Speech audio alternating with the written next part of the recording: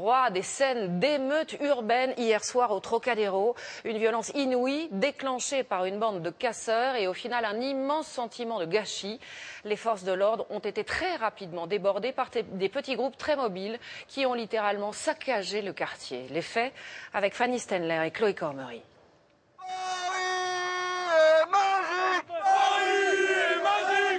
Ça devait être une soirée de fête.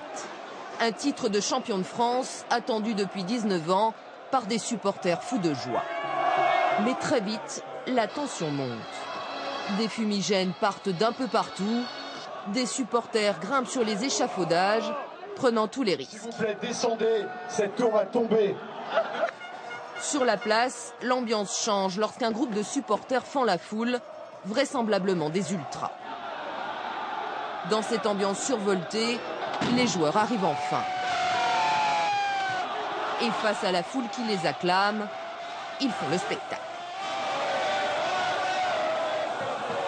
Quelques minutes après leur départ, la situation dégénère, pour de bon cette fois.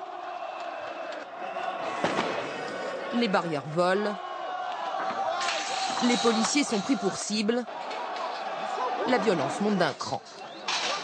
Les CRS se mettent alors en position pour repousser les casseurs. La foule se disperse et se répand dans les rues adjacentes. Ici, les casseurs sont à l'œuvre.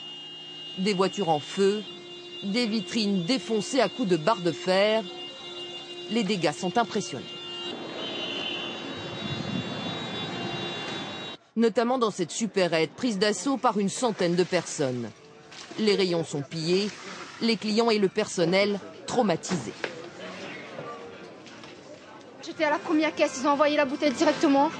Et après, j'ai couru jusqu'à là, en fait. Et j'ai eu peur, j'ai cru que j'allais mourir. Les gens, ils sont dans la voiture! Les gens, ils sont dans la voiture! Dehors, dans le quartier, les habitants sont aux fenêtres et découvrent ébahis ces scènes de violence. Certains ont le réflexe de filmer la scène, comme ici. Et les flics, ils sont où? C'est des malades, c'est des barbares. C'est ma voiture! La voiture de maman! Plus loin, près de la Tour Eiffel, le coffre d'un bus de touristes est ouvert et dépouillé sous l'objectif de cette caméra. D'autres véhicules sont endommagés. On imagine la frayeur des passagers. Plus tard dans la nuit, les supporters se déplaceront sur les Champs-Élysées. En tout, 39 personnes seront interpellées au cours de la soirée. 38 seront placées en garde à vue. Dans un instant, nous reviendrons sur la polémique qui est en train de prendre de l'ampleur au lendemain de ces scènes de chaos. Mais retour d'abord dans ce quartier du Trocadéro, pris pour cible hier par ces bandes de casseurs. Des voitures, des bus, vous l'avez vu, ont été vandalisés. Les magasins aussi ont été saccagés, pillés. Ce matin, c'était l'heure du bilan pour des commerçants écœurés et scandalisés. Le reportage est signé Ambroise Boulais et Vivien Roussel. Ce matin, les bris de verre jonchent encore le sol. Ils témoignent de la violence de la nuit. Au premier étage, vous avez une barre de fer qui est rentrée dans la salle de séjour avec une dame qui était assise effectivement sur le canapé. Vous imaginez ça à Paris? Une barre de fer qui rentre par le premier étage ici dans l'appartement, c'est quand même incroyable. Ce café a été pris d'assaut. Devant l'ampleur des dégâts, il est contraint à rester fermé ce matin. On est en train de tout nettoyer, de prendre une mensuration pour faire le remplacement des vitres en secours et puis on va essayer d'ouvrir. Sur l'axe qui mène aux Champs-Élysées, peu de vitrines sont restées intactes. De commerce en commerce, les réparateurs remontent l'avenue. C'est du 55,2. Et la facture s'annonce salée. Ça, là, il y a un billet, ça vaut au moins 3 500 4 000 euros. Ouais, entre 3 500 et 4 000. Ouais. Au bord du trottoir, voilà ce qu'il reste de certains véhicules. Les vitres ont volé, l'intérieur est calciné. Certains s'en sont même pris aux voitures en circulation.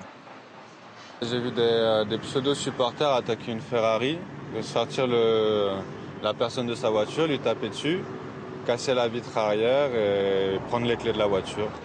Dans ce quartier cossu, un tel tableau laisse les passants consternés. Le spectacle est pitoyable, malheureusement. C'est pathétique, honteux, j'ai honte pour Paris, j'ai honte. Je porte la honte. Une partie du mobilier urbain est évacuée. Ce midi, le Trocadéro porte encore les stigmates des émeutes de la veille. Ces images vont faire le tour du monde et on l'a entendu, elles donnent une piètre image de la ville. Alors bien sûr, la polémique enfle depuis ce matin. Certains s'interrogent, se demandent pourquoi la remise du trophée a été organisée devant la Tour Eiffel, un endroit particulièrement sensible. D'autres se demandent si le dispositif policier était réellement adapté. Question-réponse avec Clément Le Goff et Jean-François Monnier. La remise du trophée aura duré à peine 5 minutes, presque un détail de la soirée. Une cérémonie gâchée qui pose aujourd'hui plusieurs questions.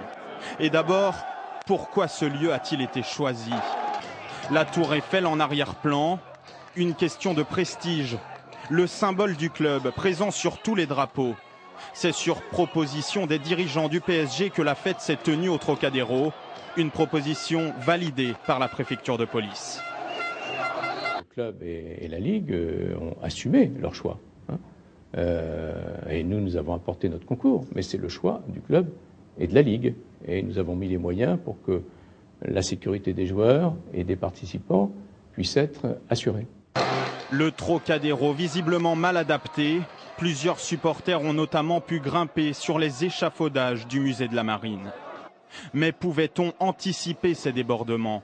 Dimanche soir, un rassemblement improvisé s'est tenu sur les Champs-Élysées. 3000 personnes et déjà une centaine de casseurs étaient présents. Sur ces images, de violents affrontements entre forces de l'ordre et manifestants. Plusieurs réunions se sont tenues à la préfecture de police jusqu'à hier matin, mais pour les syndicats de policiers, l'événement a été mal évalué. Les services de renseignement ont vraisemblablement sous-estimé la menace. Les services de maintien de l'ordre avaient été confrontés la veille à ces casseurs. On savait qu'ils reviendraient.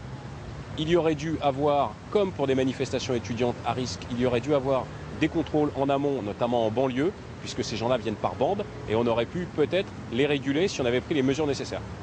Le dispositif de sécurité était-il adapté ? Au total, hier soir, 800 policiers étaient mobilisés. Des brigades anticriminalité ont aussi été appelées en renfort. Mais le calme n'est revenu qu'après minuit. Et la polémique devient politique. La droite réclame des sanctions. Je ne vois pas comment le préfet de police, qui n'en est pas à son premier échec, peut être maintenu dans ses fonctions.